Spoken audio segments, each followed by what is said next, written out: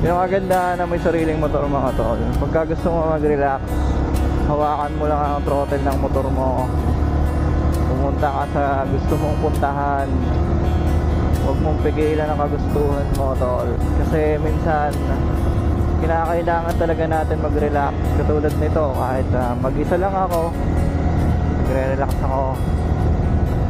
Ganito ko mag-relax. Kung hindi mo naman trip talaga magmotor, alam mo naman siguro sa sarili mo kung ano yung makakapagpa-relax sa'yo. Punta ka sa beach, punta ka sa rest house mo, punta ka sa bukid, or kung gusto mo naman mag-hiking ka, bahala ka tol. Huwag puro trabaho. Oo, sabihin natin na masaya, may pera ka, pero hindi pera yung tunay na pagpasaya sa'yo tol. Kumbaga ang pera, instrumento lang yan tol. Maniwala ka sa akin, kayang kaya mo pasayahin ang sarili mo kahit mag-isa ka lang.